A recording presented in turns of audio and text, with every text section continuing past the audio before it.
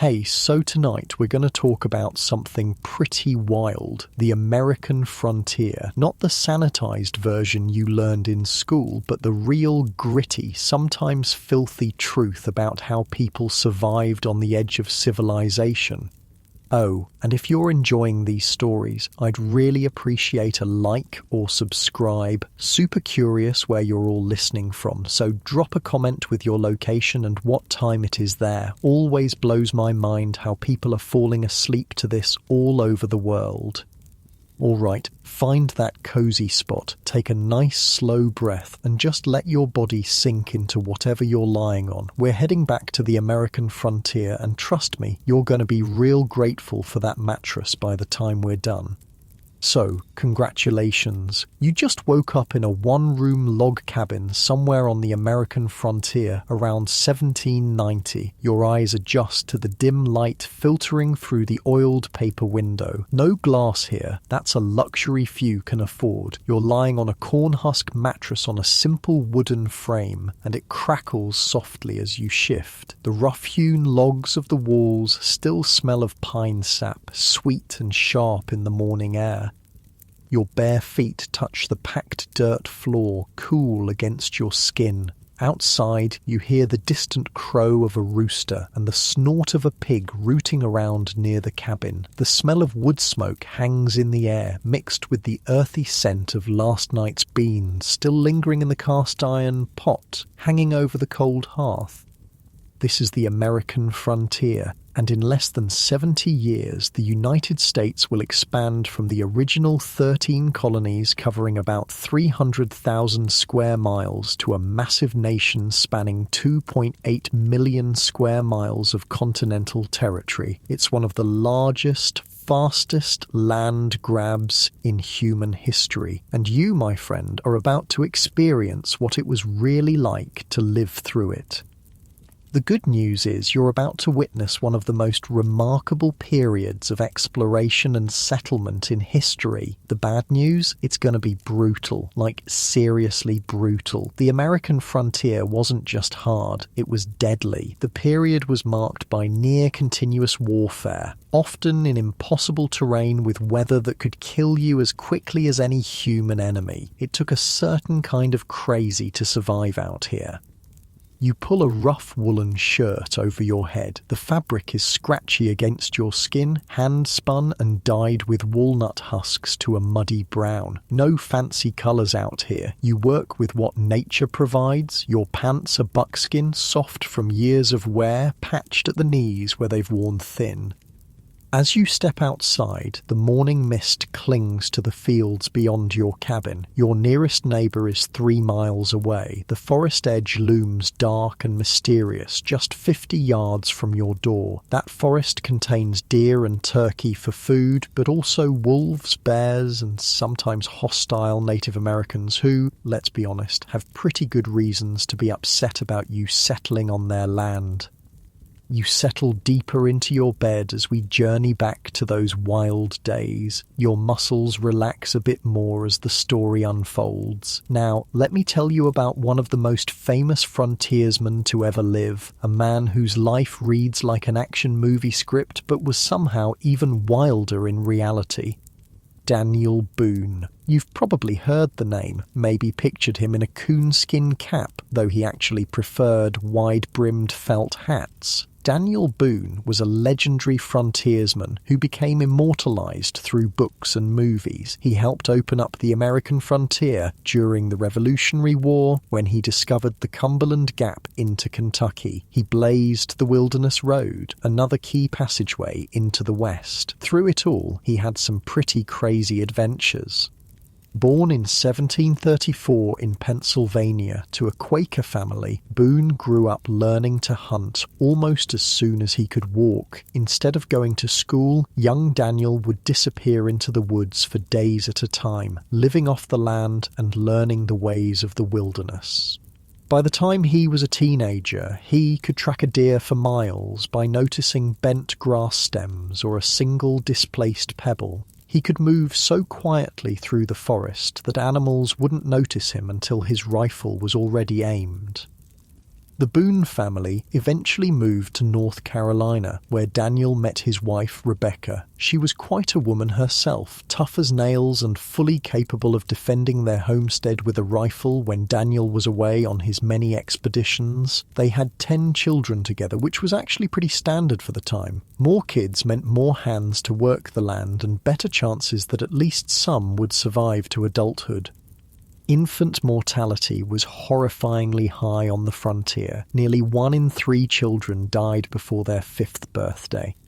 But one of Boone's most dramatic adventures was straight out of a Hollywood thriller. It was 1776. Boone had established the town of Boonesborough a year earlier, and the Revolutionary War was in full swing. In July, Boone's daughter Jemima, who was just 14 years old at the time, was taken captive along with 2 other young women, Betsy and Fanny Calloway. The girls were down by the river doing laundry and talking about whatever teenage girls talked about in 1776. Probably complaining about churning butter and speculating about which local boy might make a good husband someday. What they didn't know was that they were being watched. A group of Shawnee warriors had been sent by the British to harass and attack American settlers in Kentucky. The British were desperate to maintain control of the frontier and were actively encouraging Native American tribes to fight against the American revolutionaries. The Shawnee spotted the 3 girls and saw an opportunity. They silently paddled their canoes across the river, grabbed the girls and disappeared into the forest before anyone in Boonesborough even realized what had happened. Can you imagine the panic? 3 teenage girls suddenly gone, with only overturned wash baskets and footprints leading into the wilderness as evidence of what happened. When Boone learned that his daughter had been kidnapped, he wasn't just upset, he was furious and determined. Boone gathered a group of men, including the fathers of the other 2 girls, and they immediately set out in pursuit. This wasn't just a father trying to save his daughter, this was Daniel Boone, one of the greatest trackers and woodsmen in American history, using every skill he had developed over decades in the wilderness.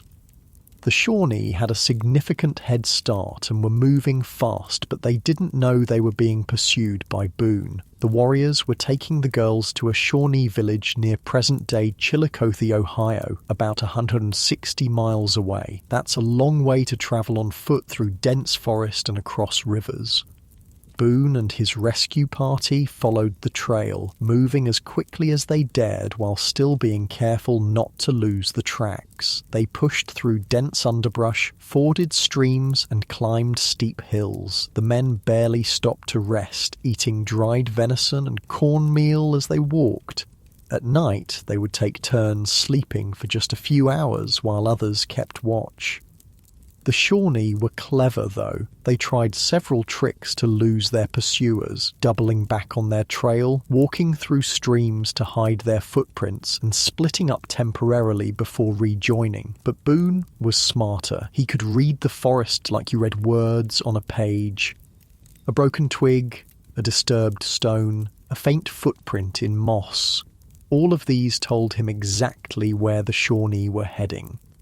After 3 days of relentless tracking, Boone and his men caught up with the Shawnee party. They found them making camp for the evening, the 3 girls sitting together, tired and frightened but unharmed. Boone knew they had to be careful, rush in too quickly and the Shawnee might harm the girls. So they waited, hidden in the trees, watching the camp as darkness fell. The Shawnee built a fire and cooked a meal, unaware that Boone and his men were surrounding them, inching closer as the night deepened. When most of the warriors seemed to be sleeping, with just 2 keeping watch, Boone gave the signal. The rescue party burst into the camp from all directions at once, firing their long rifles and charging with tomahawks and knives.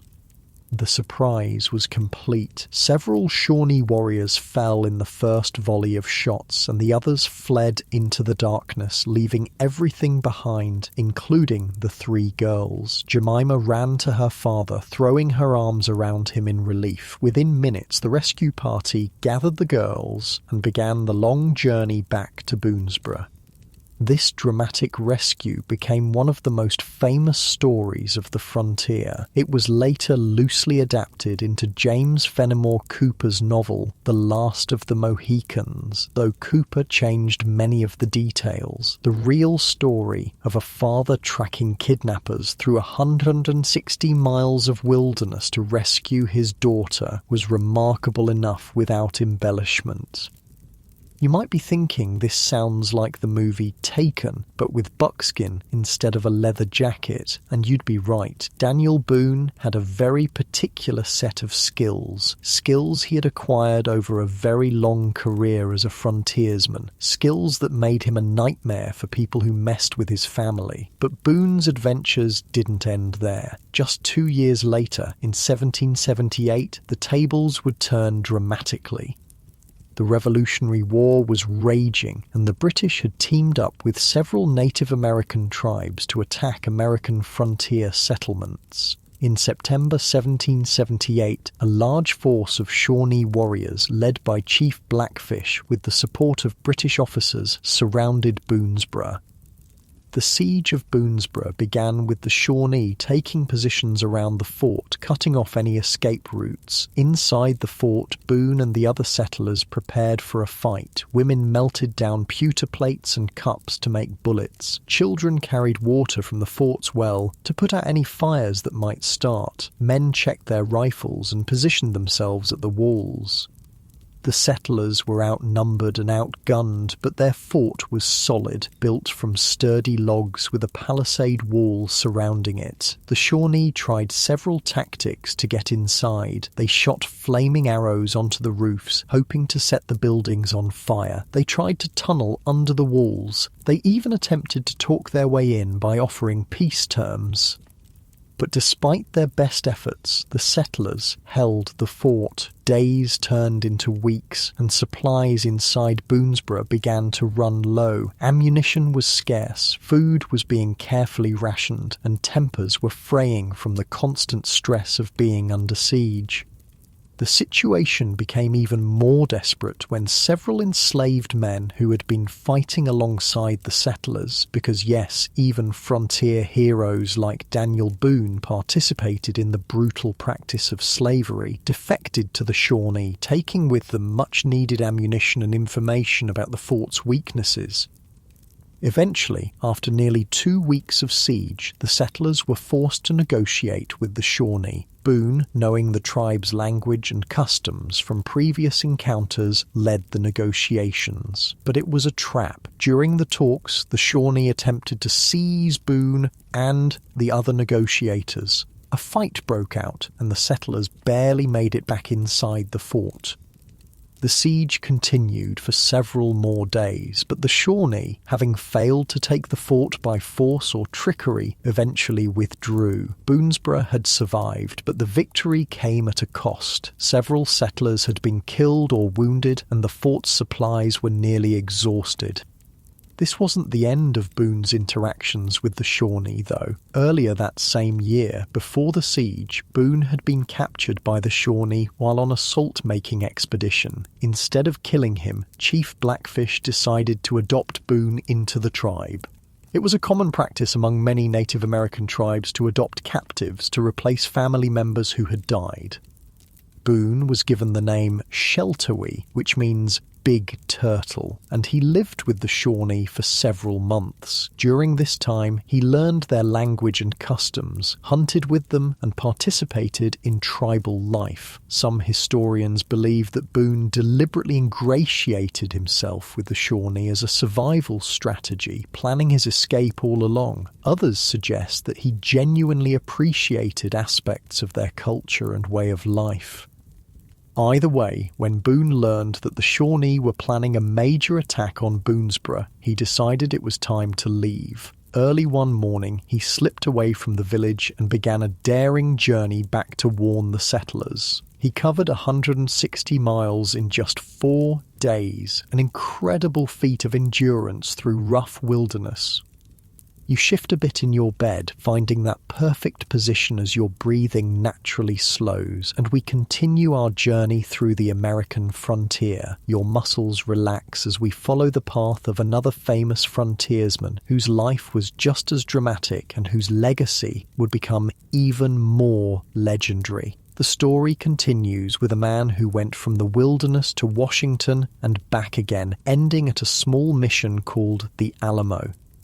As your muscles continue to relax into your comfortable bed, we turn our attention to another legendary frontiersman. This man went from hunting bears and living off the land to standing in the halls of Congress, arguing with presidents, and eventually dying for a cause he believed in.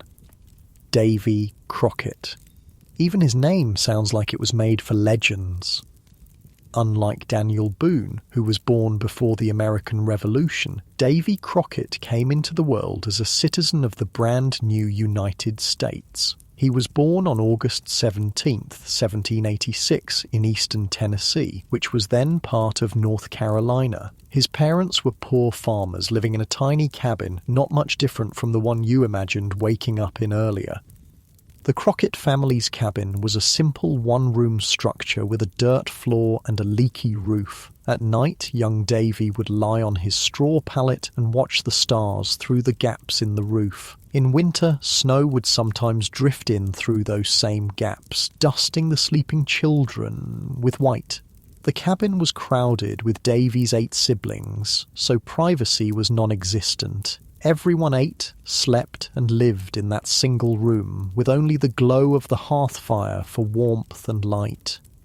Davy's childhood wasn't easy. His father, John Crockett, struggled to make ends meet and was often in debt. When Davy was just 12 years old, his father hired him out to a cattle drover to help pay off a debt. Imagine that, 12 years old and sent off with strangers to drive cattle hundreds of miles through wilderness. That was life on the frontier. The cattle drive was brutal. Young Davy walked alongside the lowing herd from sunrise to sunset, his feet blistered and bleeding in his worn-out moccasins. At night, he'd collapse by the campfire, too exhausted to do more than choke down a bit of cornmeal mush, before falling into dreamless sleep. The rain soaked him, the sun burned him, and the mosquitoes feasted on him. But he endured. When the cattle drive ended, Davy was supposed to return home. Instead, he found himself abandoned in a strange town, hundreds of miles from his family, with no money and no way to get back. Many children in his situation might have given up, not Davy Crockett. He worked odd jobs, saving every penny. He slept in barns and stables or under the stars when the weather allowed. He ate whatever he could find or earn, sometimes just a handful of nuts or berries from the forest edge, and slowly, over the course of 2 years, he made his way back home to Tennessee. This early hardship shaped Crockett into a resilient, self-reliant young man. By the time he was 18, he had struck out on his own, working as a cattle driver, guiding herds of livestock through the wilderness to markets in Virginia and Georgia. He quickly gained a reputation as a skilled frontiersman and hunter, known for his sharpshooting skills and ability to survive in the wilderness. You adjust your pillow, feeling the soft fabric against your cheek as you settle in. The weight of your blankets feels just right, not too heavy, not too light, just comfortable, just perfect. Now, there's one story about Davy Crockett that sounds like it came straight from the movie The Revenant, but it happened about 200 years earlier. In the fall of 1825, Crockett was out hunting in the woods near his home in Tennessee. The forest was alive with autumn colours, red maples, golden hickories, and deep green pines. The ground was soft underfoot, cushioned with decades of fallen leaves and pine needles. The air was crisp, carrying the musky scent of decaying vegetation and the distinctive smell of approaching winter. Crockett was tracking a deer, moving silently through the underbrush, when he came across a large black bear instead. Now, an American black bear can weigh up to 600 pounds and stand over 6 feet tall on its hind legs. This was not a creature to be taken lightly. Crockett raised his rifle and fired a shot at the bear. The sound cracked through the forest like thunder, sending birds scattering from nearby trees. But the bear was so big and so close that the single shot wasn't enough to bring it down. Instead, it charged straight at Crockett, covering the distance between them in seconds. The massive animal knocked Crockett to the ground with a swipe of its powerful paw. The impact drove the breath from his lungs and sent his rifle spinning away into the leaves. The bear's hot breath washed over him, smelling of raw meat and wild animal. Its weight pressed down on his chest, nearly crushing him. In that moment, many men would have given up, but Davy Crockett wasn't most men. He managed to draw his hunting knife from his belt and engaged in a hand-to-hand struggle with the bear. Man and beast rolled across the forest floor, locked in a desperate battle for survival. Crockett stabbed at the bear repeatedly, the blade sinking into thick fur and fat. The bear roared in pain and fury, its claws raking across Crockett's body, tearing his buckskin clothing and the skin beneath. Blood, both human and ursine, soaked into the forest floor. For several minutes the outcome hung in the balance. Then, finally, one of Crockett's knife thrusts found the bear's heart. The massive animal shuddered, gave a final growl, and collapsed. Crockett lay beside the dead bear, gasping for breath, his body a mass of cuts and bruises. His leg was broken, and he was miles from the nearest settlement. Somehow he managed to drag himself to a creek where he washed his wounds as best he could. Then, using his rifle as a crutch, he began the painful journey home. It took him nearly 2 days to cover a distance he normally would have walked in a few hours. By the time he reached his cabin, he was delirious with pain and fever. His wife treated his wounds with poultices of herbs and wrapped his broken leg with strips of cloth. For weeks, he hovered between life and death, fighting off infection without the benefit of modern antibiotics. But like so many times before, Davy Crockett survived. Whether this exact bear story is true or embellished isn't really the point. Crockett was building up a legendary persona that would eventually propel him into politics and the national spotlight. And it worked. In 1827, he was elected to the Tennessee state legislature, and in 1827, he won a seat in the United States House of Representatives. Imagine the scene. Davy Crockett, dressed in his frontier clothing, walking into the hallowed halls of Congress in Washington, D.C. While other congressmen wore fine suits and silk cravats, Crockett often appeared in his buckskin jacket, looking more like he belonged in the forest than in the Capitol. He spoke plainly without the flowery language favoured by many politicians of the day, and people loved him for it.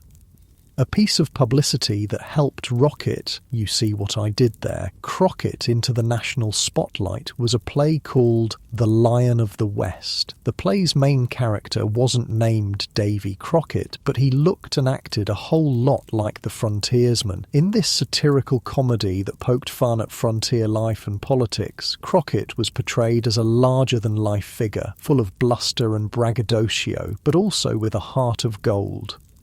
The character's homespun humour and folksy charm resonated with audiences across the country and helped to cement Crockett's status as an American icon. The play was also significant because it coincided with the rise of Andrew Jackson, another frontier figure who had become president in 1829.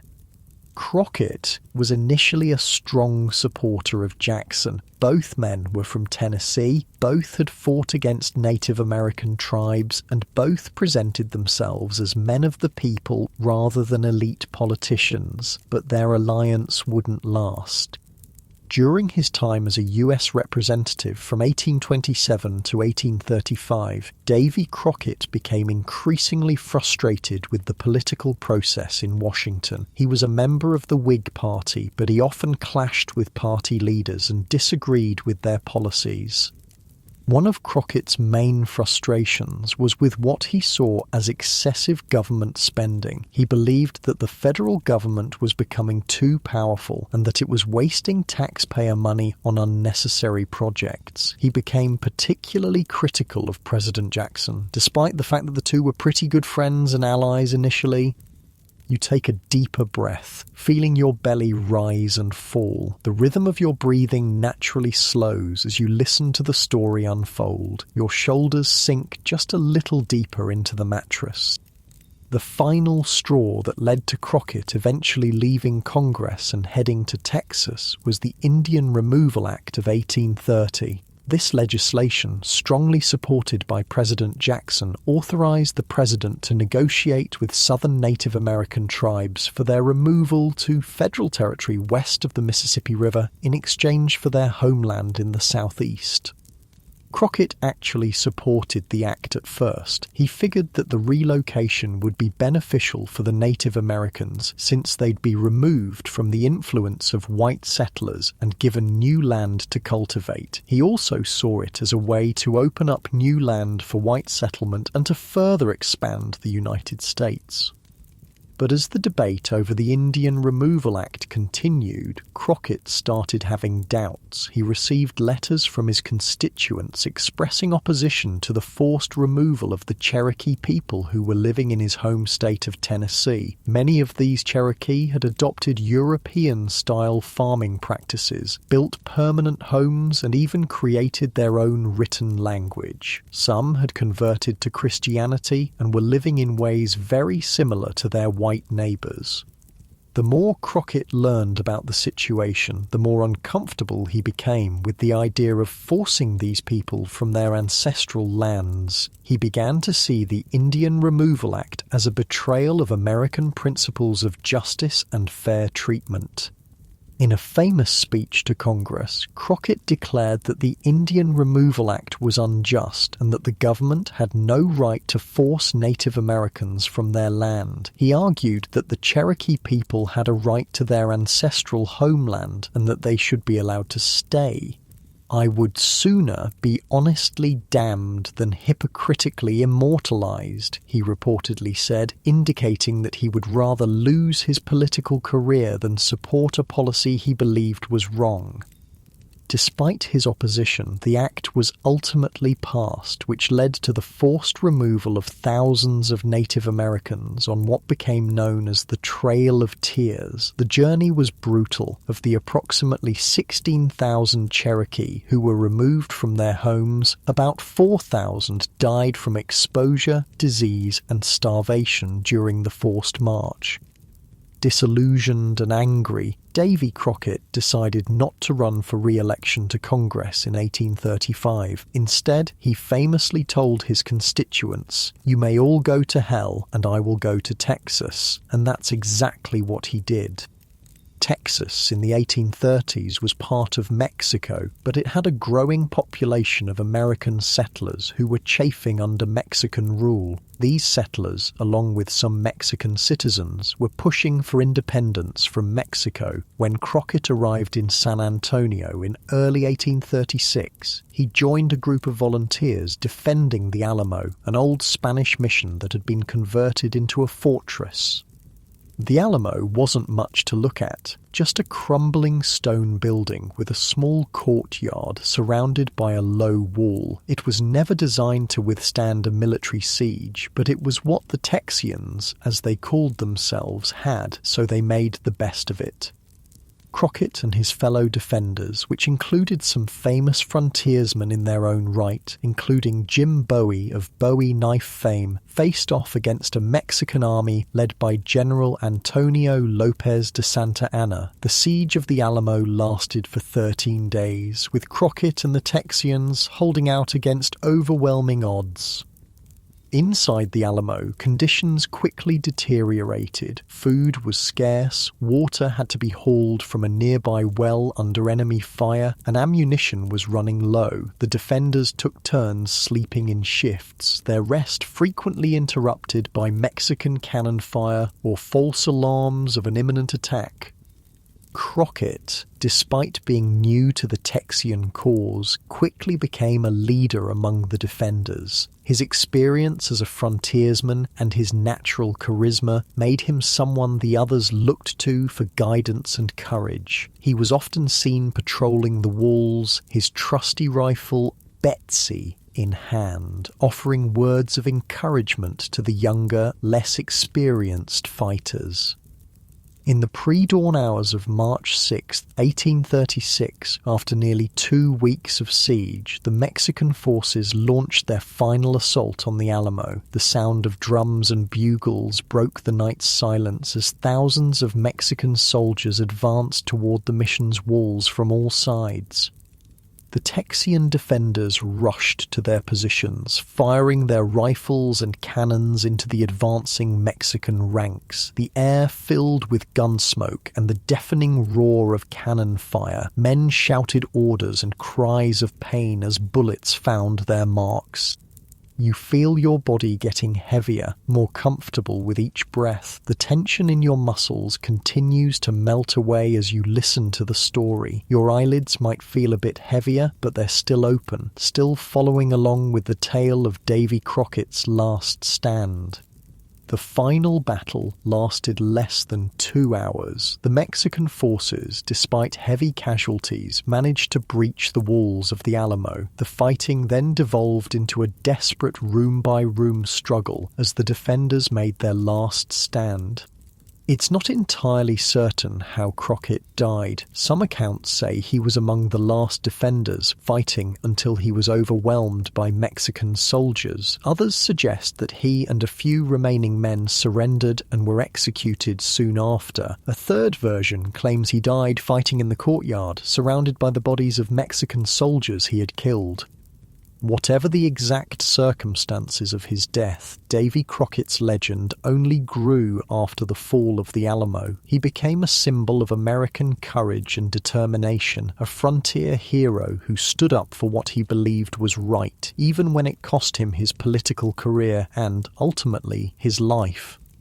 The story of the Alamo and Crockett's death there spread throughout the United States, inspiring many Americans to support the Texian cause. Just a few weeks after the Alamo fell, Sam Houston led the Texian army to victory over Santa Anna at the Battle of San Jacinto, securing independence for Texas. The battle cry, "Remember the Alamo," helped inspire the Texians to their decisive victory. From a poor farm boy in Tennessee to a congressman who stood up to a president to a martyr for Texan independence, Davy Crockett lived a life that embodied the frontier spirit. His willingness to stand up for what he believed was right, even when it was unpopular, set him apart from many of his contemporaries, and his legendary status as a frontiersman, politician, and American hero continues to this day. You find yourself sinking deeper into your bed, your breathing slow and steady. Your mind drifts with the story, imagining the wild landscapes of the frontier, the courage of the men and women who ventured into unknown territories. Your body feels pleasantly heavy, comfortably supported by your bed as we continue our journey through the American frontier to meet another remarkable character who blazed trails into the unknown.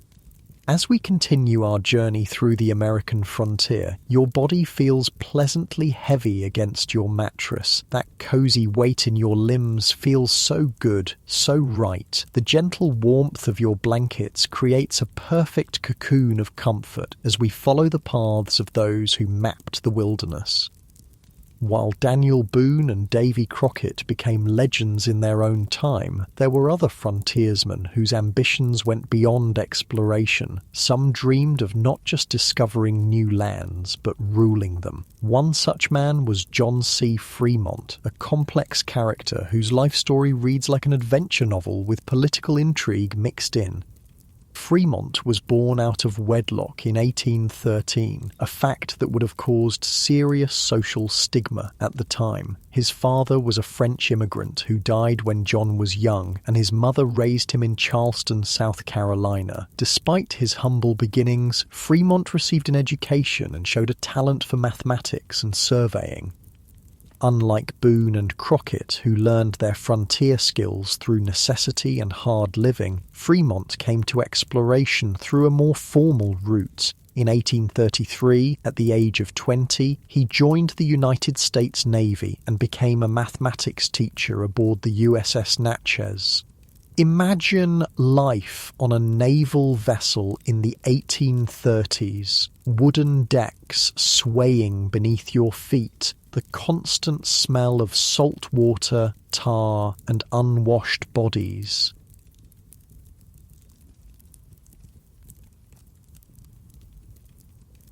Hammocks strung below decks where men slept in shifts, the air hot and thick with the breath of dozens of sailors. The close quarters and strict discipline of naval life were a far cry from the freedom of the frontier, but they taught Fremont valuable lessons about leadership and precision. He spent the next few years exploring the coastal waters of the Gulf of Mexico and the Caribbean, learning how to survey and chart new territories. The skills he developed, using instruments to measure angles and distances, creating accurate maps of unknown areas, navigating by the stars, would serve him well in his later explorations of the American West.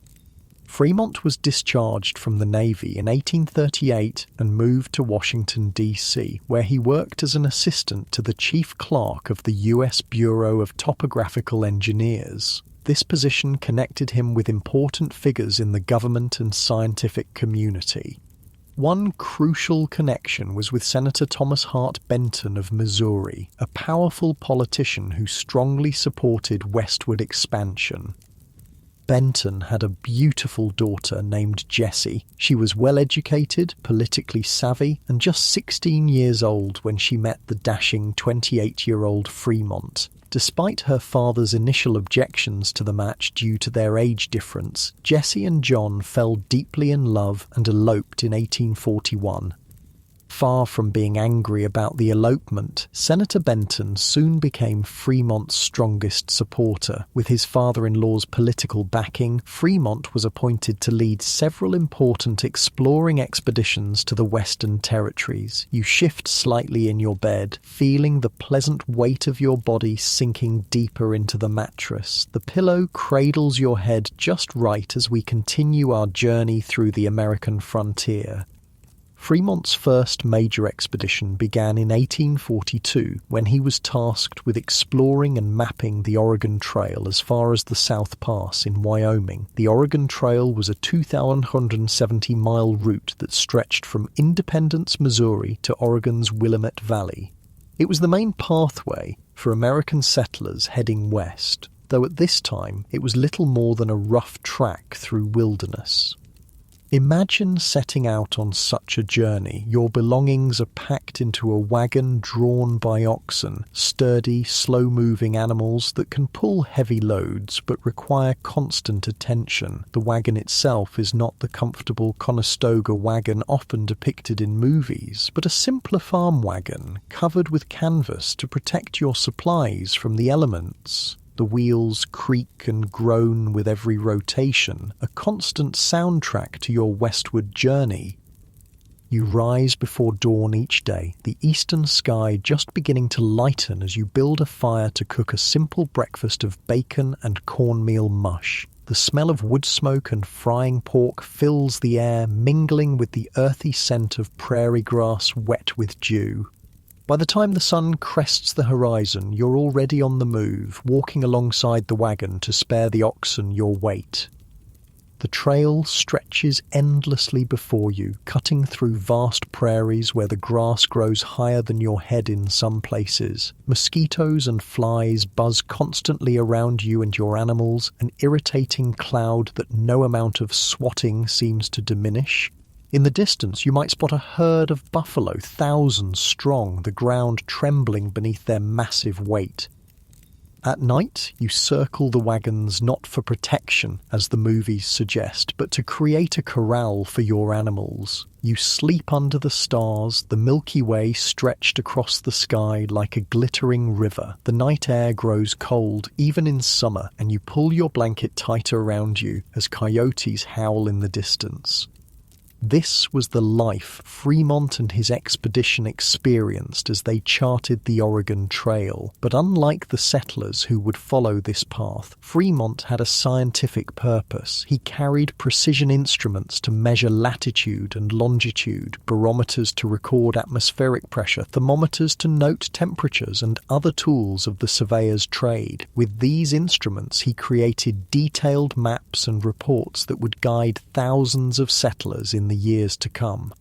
Fremont was accompanied on this and later expeditions by Kit Carson, another legendary frontiersman we'll hear more about soon. Together, they explored the Rocky Mountains, confirmed the existence of the Great Salt Lake, and mapped much of what would become the American West.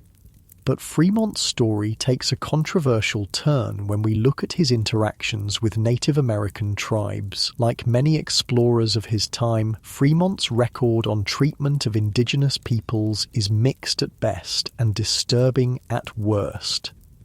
In 1844, Fremont and his expedition took over a Native American village near the Great Salt Lake in Utah without permission. The tribe, likely Shoshone or Ute, returned to find strangers occupying their homes. When they protested, Fremont's men destroyed the village and crops and killed several Native Americans who resisted.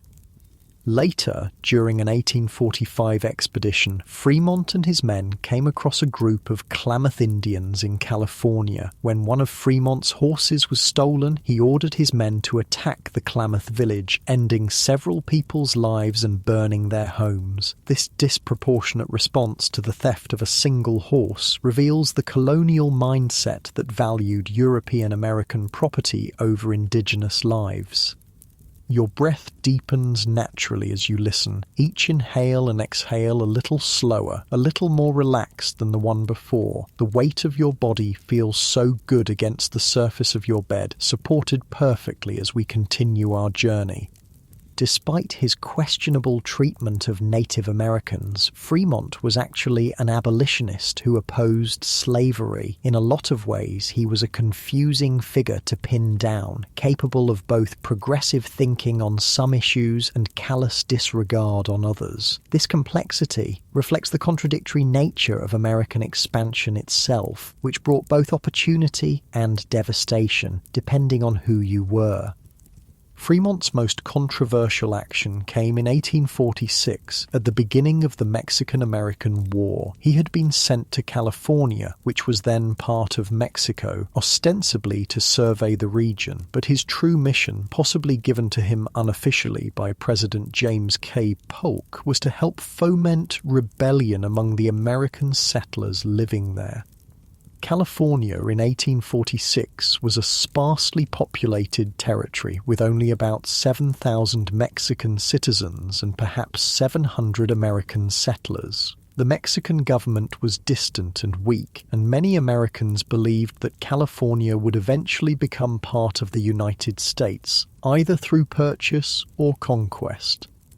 Fremont met with a group of American settlers in Sonoma, where they discussed the possibility of declaring independence from Mexico. He was cautious at first about getting overtly involved in political activities, but he did provide the settlers with weapons and ammunition from his own supplies. On June 14, 1846, the rebels raised what became known as the Bear Flag, a homemade banner featuring a crude drawing of a grizzly bear, a red star, and the words California Republic. This flag, created from a piece of white cotton cloth and some red flannel, would later become the basis for the state flag of California that we know today. The Bear Flag revolt was short-lived, however. The US Army quickly swooped in and took control of the region as part of the larger war effort against Mexico. Within a month, the Bear Flag was replaced by the Stars and Stripes, and California was claimed for the United States. Fremont's role in this revolt was controversial even at the time. He was a military officer who had acted without clear authorization from his superiors. Some accused him of trying to create his own personal empire in California. Others praised him for helping to secure valuable territory for the United States. The controversy came to a head when Fremont was court-martialed for mutiny and insubordination. He claimed that he hadn't participated in the rebellion despite substantial evidence to the contrary. The court found him guilty, but President Polk, who had possibly given Fremont secret orders to foment rebellion, commuted his sentence. Despite this setback, Fremont's career continued to flourish. He became wealthy during the California Gold Rush, was elected as one of California's first 2 senators when it achieved statehood in 1850, and in 1856 became the first presidential candidate for the newly formed Republican Party. Though he lost that election to James Buchanan, he remained an influential figure in American politics. During the Civil War, Fremont served as a Union general and made a bold move that foreshadowed Lincoln's later policies. In 1861, as the military governor of Missouri, he declared that all slaves owned by Confederates in Missouri should be free. This order, known as the Fremont Emancipation, was a significant step toward abolition in the state.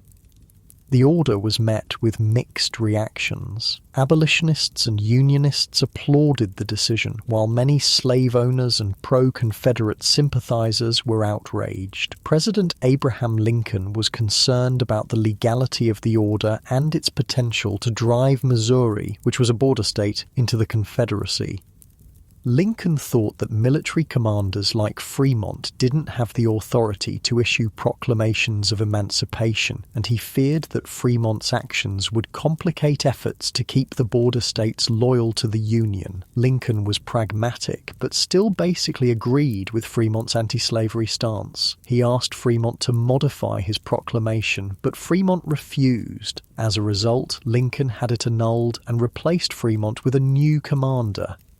The two would later reconcile, and Lincoln appointed Fremont to a command in Virginia, where he fought against the Confederacy. But this episode highlights Fremont's independent streak and his willingness to act on his beliefs, even when it put him at odds with authority. You notice your breathing has settled into a slow, steady rhythm. Your body feels heavy and warm, so comfortable in your bed. With each breath, you sink a little deeper into relaxation as we continue our exploration of the American frontier. Fremont's partner in exploration and conquest was another legendary frontiersman, Kit Carson. While Fremont was educated and politically connected, Carson was a self-made man of the wilderness, more at home in the mountains than in civilized society. Christopher Kit Carson was born on December 24, 1809, in Kentucky, though his family soon moved to Missouri. His father died when Kit was only 9 years old, and at the age of 14 he was apprenticed to a saddle maker, but the young Carson found the routine of apprenticeship stifling and longed for adventure. At the age of 16, Carson ran away from his apprenticeship and joined a group of traders heading to Santa Fe, New Mexico. This journey marked the beginning of his life as a frontiersman. The trail to Santa Fe was dangerous, crossing hundreds of miles of prairie and desert, territory controlled by various Native American tribes who were often hostile to American travelers. Imagine young Kit Carson on this journey, a skinny teenager with a mop of unruly hair, riding a mule alongside weathered traders 3 times his age. His clothes were simple homespun cotton and leather, already dusty and sweat-stained from the trail. His fair skin quickly burned under the relentless sun, peeling and blistering before eventually tanning to a leathery brown. The traders taught him practical skills, how to track game, find water in seemingly dry landscapes, predict weather changes by watching the sky, and communicate with Native American tribes through a mixture of sign language and broken Spanish. These lessons weren't taught in any classroom but were vital for survival on the frontier. In Santa Fe, Carson found work as a fur trapper and mountain man. He spent much of his early career in the Rocky Mountains, trapping beavers and other fur-bearing animals. The life of a mountain man was solitary and dangerous. Trappers would spend months alone in the wilderness, setting their traps along cold mountain streams and living off whatever game they could hunt. The mountain men had to be self-sufficient in the extreme. They made their own clothing from the hides of animals they trapped, treated their own injuries with herbal remedies learned from Native Americans, and navigated vast territories without maps, using only the sun, stars, and their own memory of landmarks. During winter, the mountain men would gather at rendezvous sites to sell their furs to company representatives and replenish their supplies. These rendezvous became legendary events, part market, part festival, and part drunken brawl. Traders, trappers, and Native Americans would gather to exchange goods, share information about trail conditions and hunting grounds, gamble, race horses, and drink themselves into oblivion on raw whiskey. Kit Carson quickly gained a reputation as an expert guide and hunter. He spent much of his early career in the Rocky Mountains, trapping beavers and other fur-bearing animals. During this time, he also worked as a guide for expeditions into the frontier, including the 1829-1830 expedition led by Ewing Young and the 1832-1833 expedition led by Captain Benjamin Bonneville.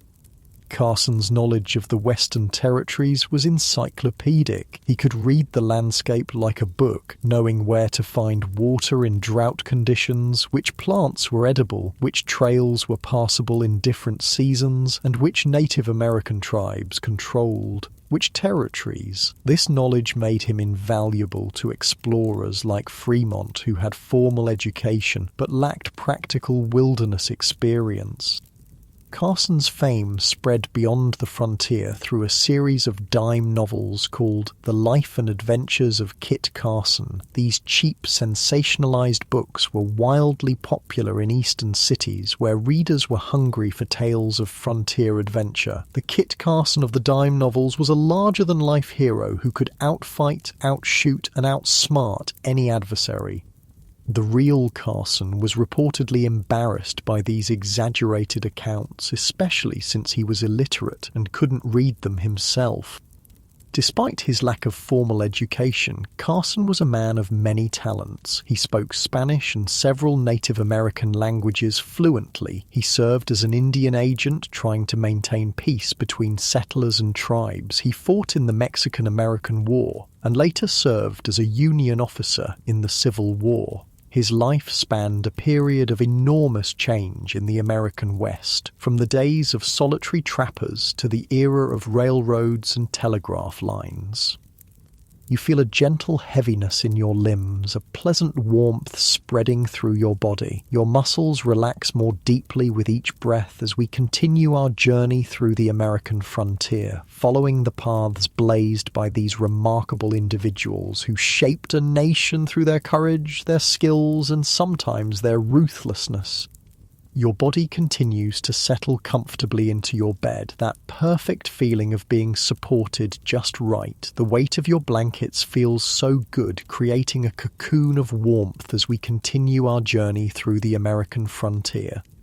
Kit Carson and John C. Fremont met for the first time in 1842 in St. Louis, Missouri. Fremont was preparing for his first Western expedition and was looking for an experienced guide who knew the territories he planned to explore. Someone mentioned Carson's name, describing him as one of the best guides in the West. When they met, Carson didn't look like the legendary frontiersman Fremont had expected. He was short, barely 5 feet 4 inches tall, and soft-spoken, with none of the bluster or bravado that characterized many frontier types. But there was something in Carson's clear blue eyes, something in the quiet confidence of his manner that convinced Fremont this was the man he needed.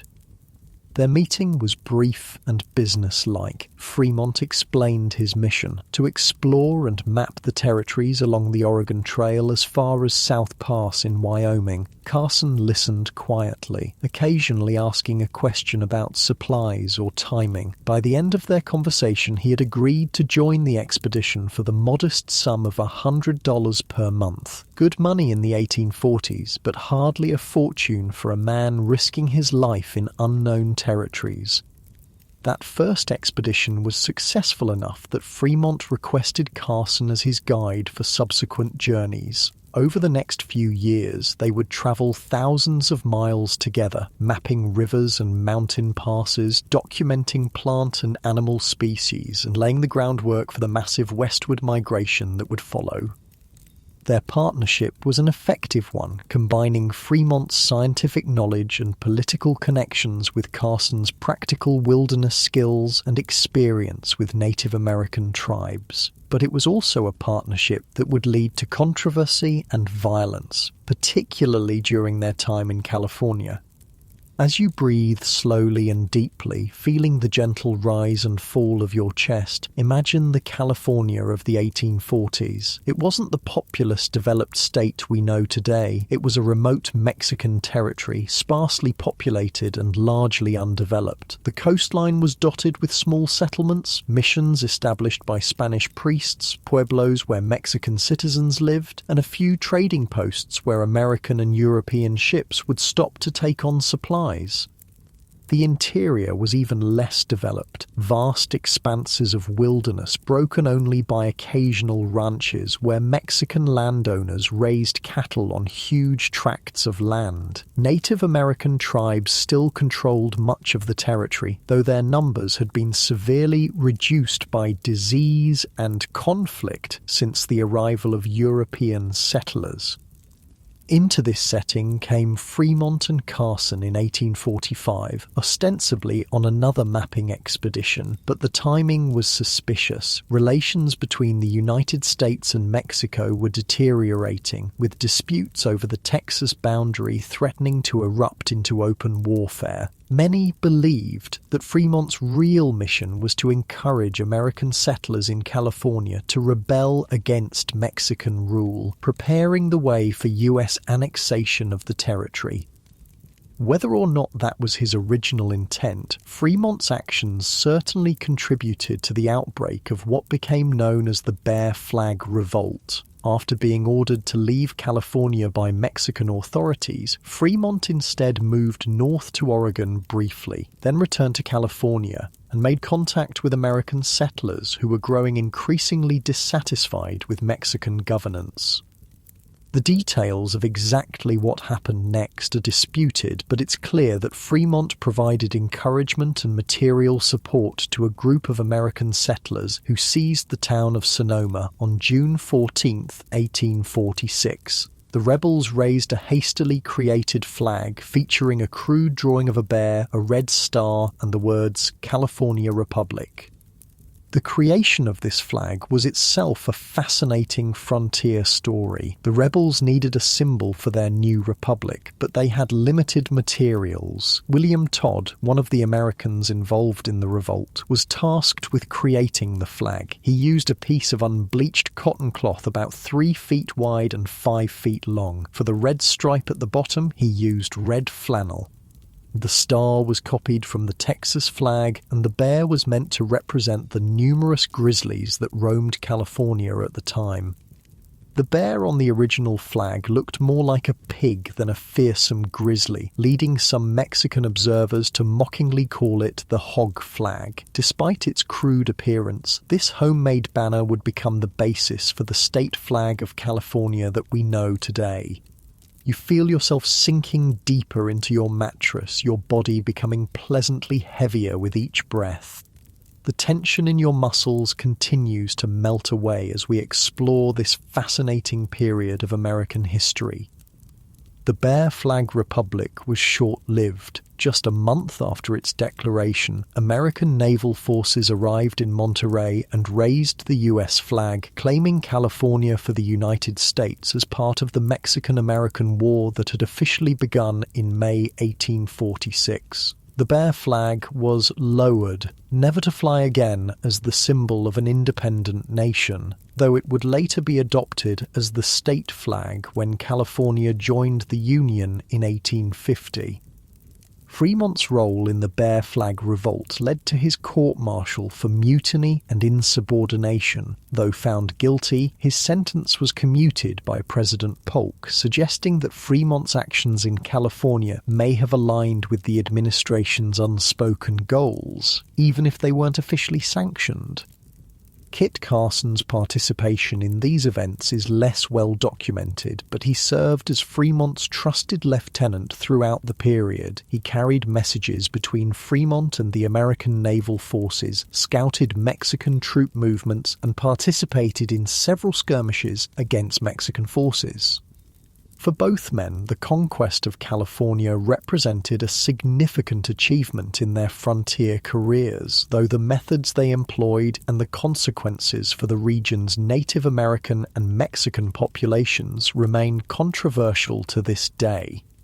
While Fremont and Carson were participating in the conquest of California, thousands of ordinary Americans were making their way west along the Oregon Trail. This 2,170-mile route from Independence, Missouri to Oregon's Willamette Valley was the main pathway for settlers heading to the Pacific Northwest, and after the discovery of gold in 1848 to California as well.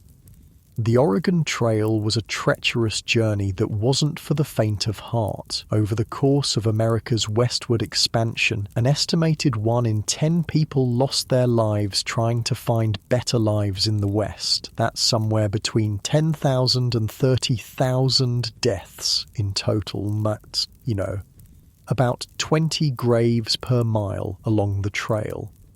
There were many factors that contributed to the high mortality rates on the trail. Accidents were common: wagons overturning while crossing rivers, people falling under the wheels of their own vehicles, firearms discharging accidentally. Disease was an even bigger killer. Cholera, which causes severe diarrhea and dehydration, could sweep through a wagon train, killing dozens in a matter of days. Without modern medicine, even minor injuries could become infected and lead to death. The harsh conditions of the journey took their toll as well. Freezing cold in the mountains, scorching heat on the plains, lack of water in the deserts, all these contributed to the suffering of the travellers. Many people also suffered from malnutrition and dehydration. It was difficult to carry enough food and water for the long journey, and the lack of medical care meant that any infection was a possible death sentence. Native American attacks, while less common than popular culture might suggest, were another danger. Most tribes were willing to trade peacefully with the settlers and even provide guidance on the best routes. But as more and more whites encroached on tribal lands, conflict became inevitable. Some wagon trains were attacked, though these incidents were relatively rare compared to the deaths from disease and accident. Your breathing has settled into a slow, steady rhythm now. With each exhale, you feel a pleasant heaviness spreading through your body from your toes all the way up to your head. So comfortable, so relaxed. Despite the dangers, thousands of families packed up their belongings and set out on the Oregon Trail, driven by the promise of free land and new opportunities in the West. Their journey typically began in spring when the prairie grass was high enough to feed their draft animals, but early enough to cross the mountains before winter snows made the passes impassable. The average wagon train moved at a pace of about 15 miles per day. At that rate, the journey from Missouri to Oregon took about 5 to 6 months. That's half a year spent living in the open, exposed to the elements, with only the most basic shelter at night. The typical emigrant wagon was not the large Conestoga wagon often depicted in movies. Those were freight wagons used by professional teamsters. Most families used smaller farm wagons covered with canvas to protect their belongings from the weather. These wagons were pulled by oxen, strong, steady animals that could pull heavy loads day after day, though at a painfully slow pace. Daily life on the trail followed a predictable routine. Travelers would rise before dawn, cook a simple breakfast over a campfire, hitch up their teams and be on the move by sunrise. They would travel until midday, then stop for a brief rest during the hottest part of the day. Then it was back on the trail until evening, when they would form their wagons into a circle, primarily to keep their livestock from wandering off, not for defense, as Hollywood would have you believe, prepare dinner and settle in for the night. The food they ate was simple and monotonous. Bacon, beans, cornmeal mush and biscuits were staples. Fresh meat was available when someone managed to hunt a deer or buffalo, but hunting took time away from travel, so it wasn't an everyday occurrence. Fresh fruits and vegetables were rare treats, usually obtained by trading with Native Americans or gathered along the way when travelers recognized edible wild plants. Water was a constant concern. Sometimes the wagons would travel for days between reliable water sources. When they did find water, it was often muddy, alkaline, or contaminated by the thousands of animals that had passed that way before. Many emigrants became sick from drinking bad water, adding to the toll of disease and death along the trail. One famous Wild West figure owes his life to the Oregon Trail. His parents met on it. Butch Cassidy, while not really a frontiersman, was definitely one of the most infamous personalities of the time. The bank and train robber was born in Utah in 1866 to Mormon parents who had just barely made it there. According to legend, Cassidy's parents, Maximilian Parker and Anne Campbell Gillies, both immigrated to the United States from Scotland in the mid-19th century. They met on the Oregon Trail, where they were both part of a group of Mormon pioneers traveling to the Salt Lake Valley. The group they were with almost didn't make it. They were part of what became known as the Mormon Handcart Tragedy. The Mormon Handcart Tragedy was a series of events that occurred during the mid-19th century as Mormon pioneers traveled westward to Utah. The Church of Jesus Christ of Latter-day Saints encouraged its members to use handcarts instead of the traditional covered wagons because the handcarts were cheaper, but it turned out to be a bad move. In 1856, two companies of Mormon handcart pioneers left Iowa City, Iowa, and headed for Salt Lake City, Utah. There were about 1,000 of them in total. They didn't time the journey very well and had to face a harsh winter as they crossed the Wyoming plains. They also had to haul their handcarts and didn't have much in the way of supplies.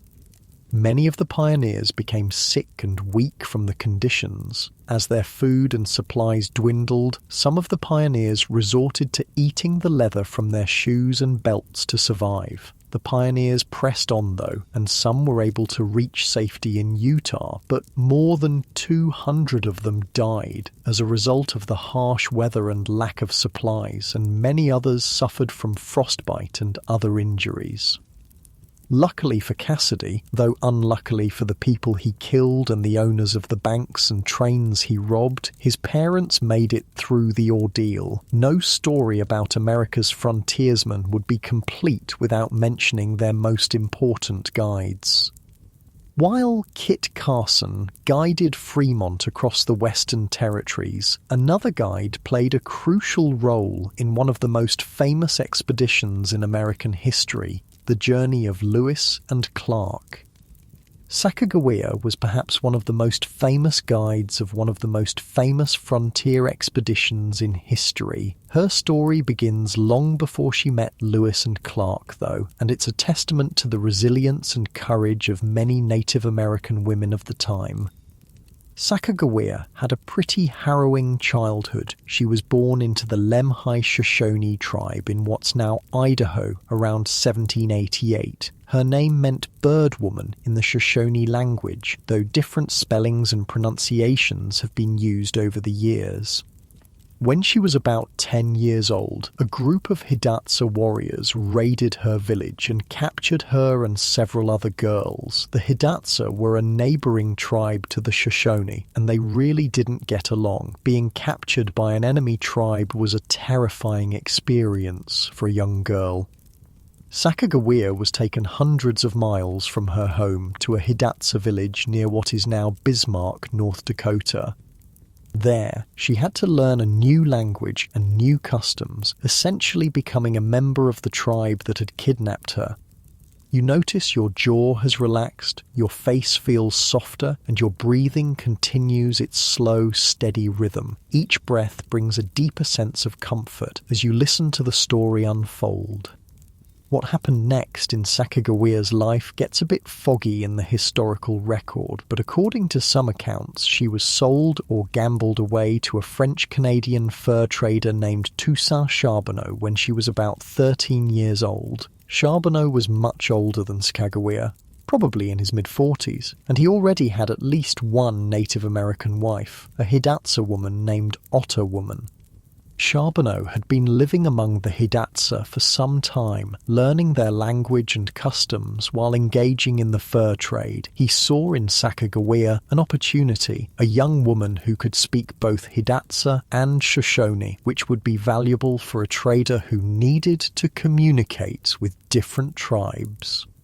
Another story suggests that Charbonneau won Sacagawea in a game of chance, either dice or cards, from the group of Hidatsa men who had captured her. In this version, Charbonneau wasn't looking for wife number 2, but instead saw an opportunity to use Sacagawea's language skills to his advantage. Regardless of how it happened, Sacagawea became Charbonneau's wife and accompanied him on his travels throughout the West. By the time the Lewis and Clark expedition arrived at the Hidatsa village in the winter of 1804-1805, Sacagawea was pregnant with her first child. When Meriwether Lewis and William Clark arrived at the Hidatsa Mandan villages in present-day North Dakota, they were looking for guides who could help them navigate the unknown territories ahead and communicate with the tribes they would encounter. Charbonneau presented himself as an interpreter, and the expedition leaders hired him primarily for his language skills.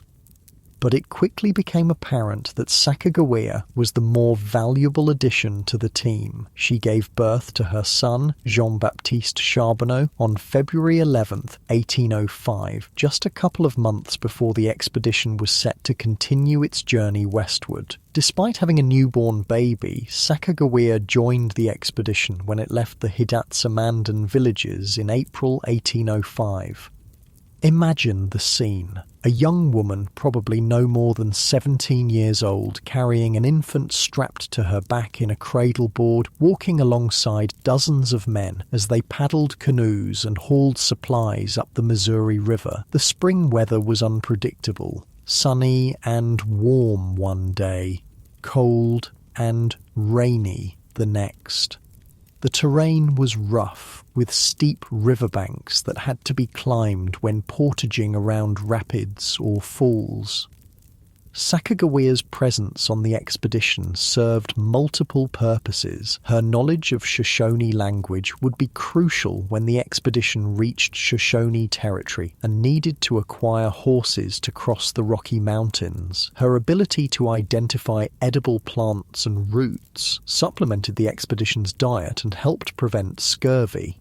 And, not insignificantly, the presence of a woman with a baby signalled to other tribes that this was not a war party. No war party would travel with a woman and infant.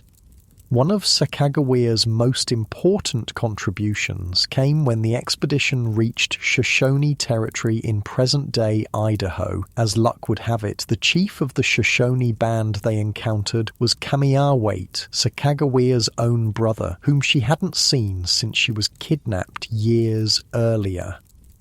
This fortunate coincidence helped Lewis and Clark negotiate for the horses they desperately needed to cross the mountains.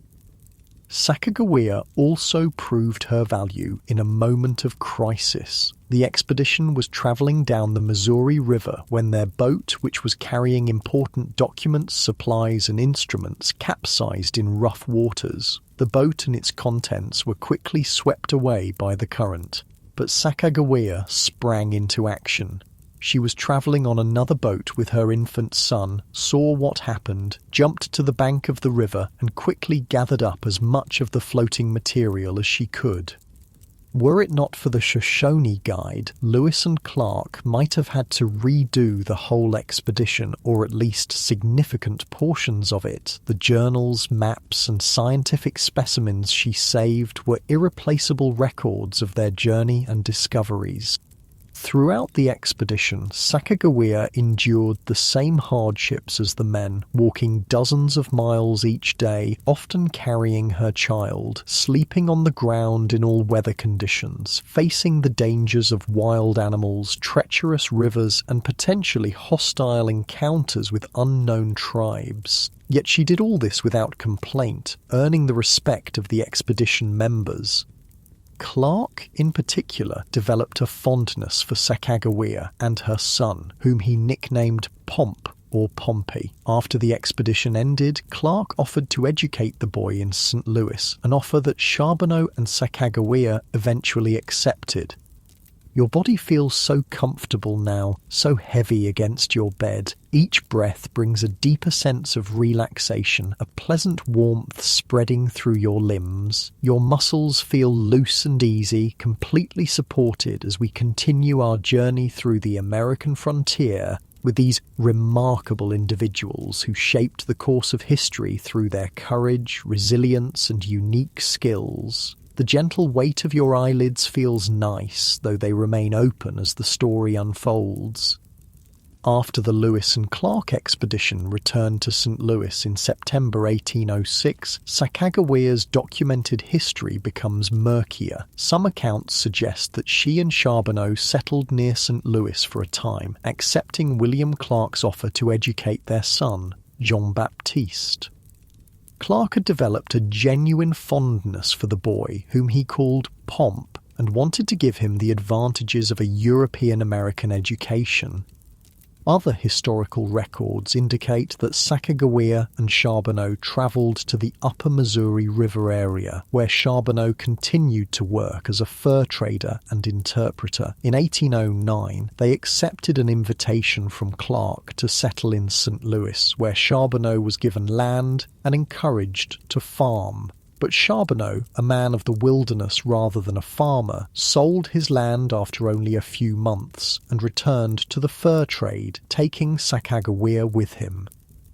The most widely accepted account of Sacagawea's death comes from fur company records, which indicate that she died of a putrid fever, likely typhoid fever, at Fort Manuel Lisa in present-day South Dakota in December 1812. She was only about 24 years old. Clark, who had by then become the guardian of her son, Jean-Baptiste, added a notation beside her name in his records: dead.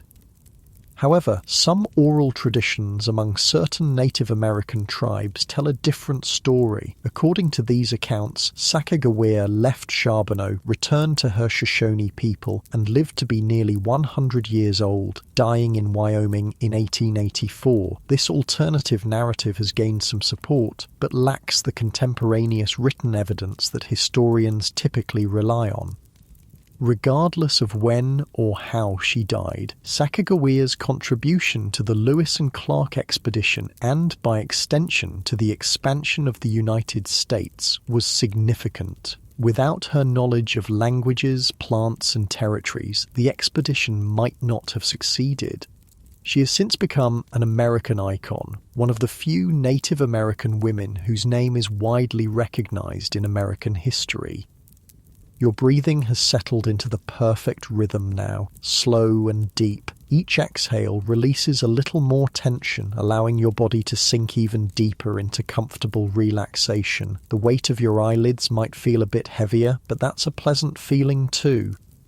While we've focused on specific individuals like Daniel Boone, Davy Crockett, John C. Fremont, Kit Carson, and Sacagawea, the story of the American frontier is also the story of countless ordinary people who left everything they knew for the promise of a better life in the West.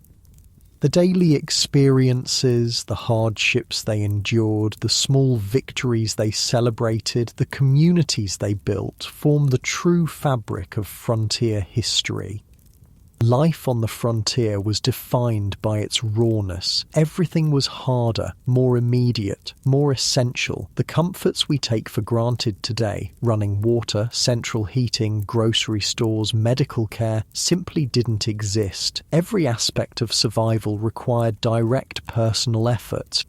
Take something as basic as light. When darkness fell on the frontier, it was absolute. There were no streetlights, no electric bulbs, not even gas lamps in most places. The only light came from fires, candles, or oil lamps. Candles were precious commodities, often homemade from tallow, rendered animal fat, or beeswax when available. The process was labour-intensive. Fat had to be rendered, wicks had to be made from cotton or flax, and the candles had to be dipped or moulded. A single candle represented hours of work, and its light was feeble by modern standards, about as bright as a birthday candle. Most frontier families couldn't afford to burn candles for everyday activities. Instead, they organised their lives around natural light, rising with the sun and going to bed shortly after sunset. Evening activities took place around the hearth, where the fire provided both warmth and enough light to perform necessary tasks like mending clothes or carving tools. Water, too, required constant effort. There were no faucets to turn, no water heaters, no indoor plumbing. Every drop of water used in a frontier home had to be carried from a spring, stream, or well. In winter, ice had to be broken to access the water beneath.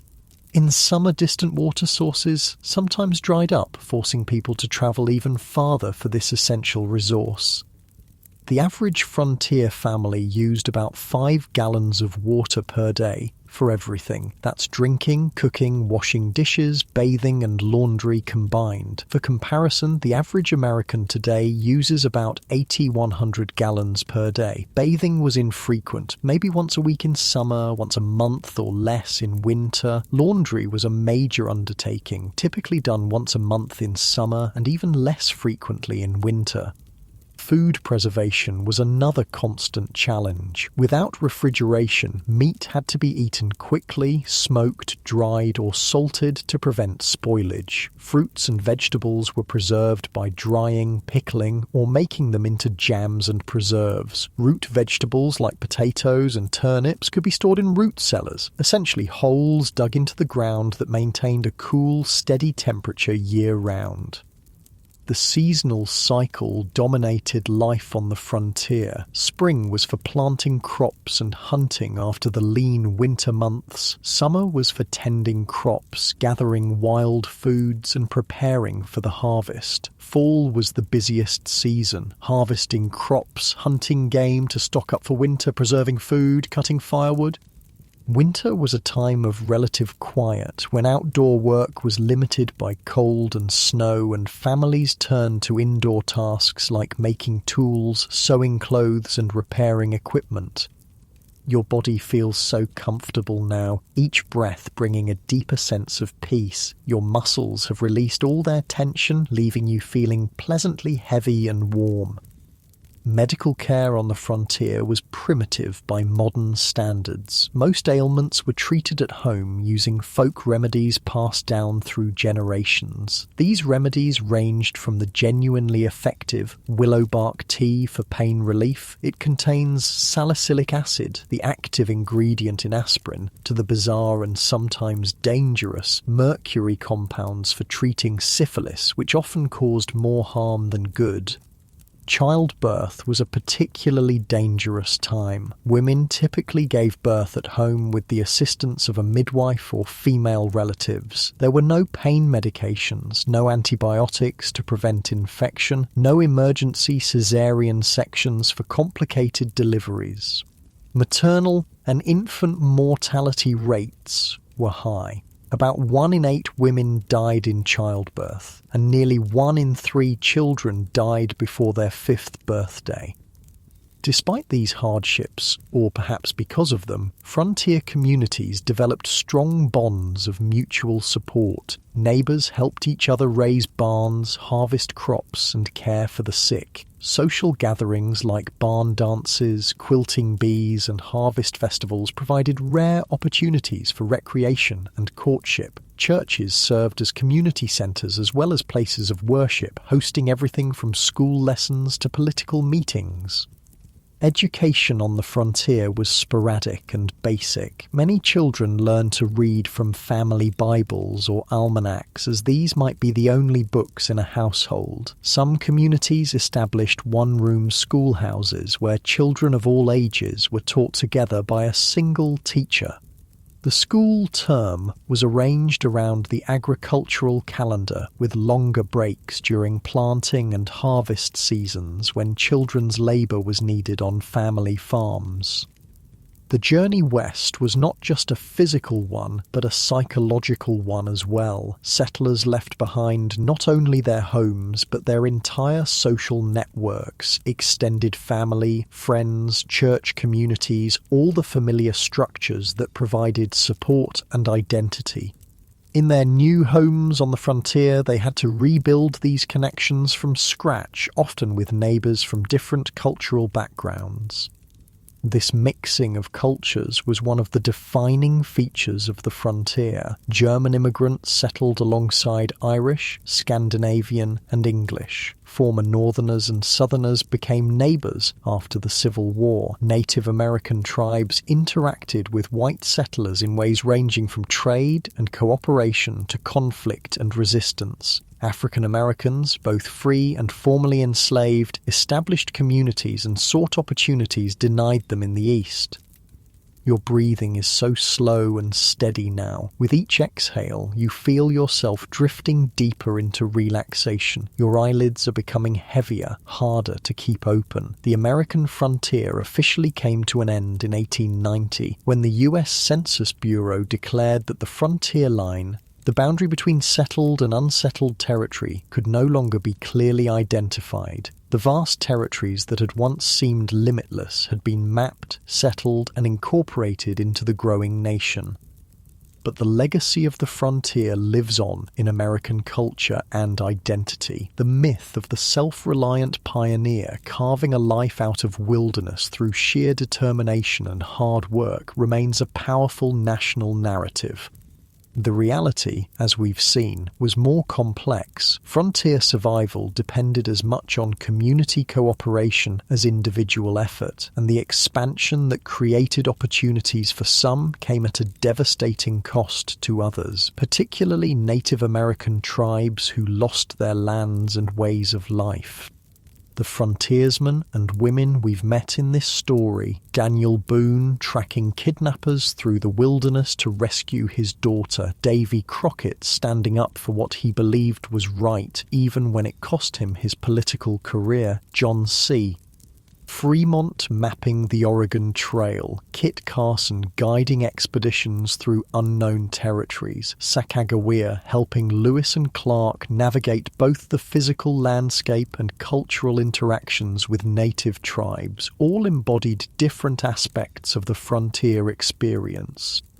Their stories, with all their complexity, contradiction, and courage, help us understand this formative period in American history. They remind us that history is made not just by grand political decisions, but by individual human beings facing challenges, making choices, and living with the consequences, just as we do today.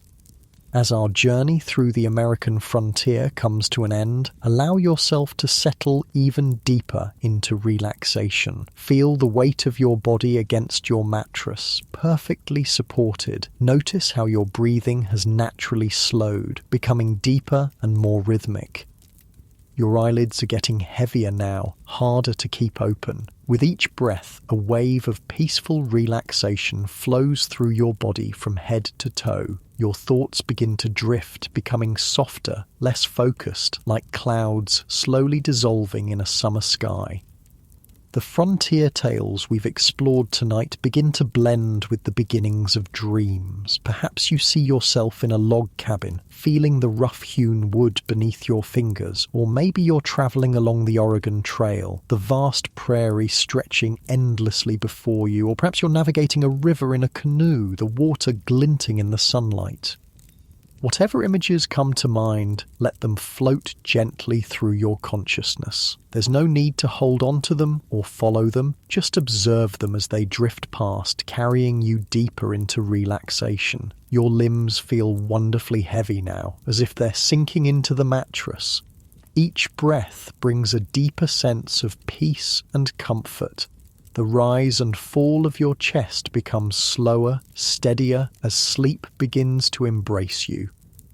The sounds around you start to fade into the background. Any thoughts that arise simply dissolve, leaving your mind clear and quiet. You're in that perfect space between wakefulness and sleep, drifting gently toward deep, restful slumber. Let go of the day completely now. Release any remaining tension or concerns. There's nothing you need to do, nothing you need to think about. Just allow yourself to be carried on the gentle current of sleep, flowing deeper and deeper into peaceful rest. Your breathing is deep and slow, your body is completely relaxed, your mind is quiet and still, and you drift and drift into a deep, restful sleep where you'll remain until morning, when you'll awaken refreshed and renewed.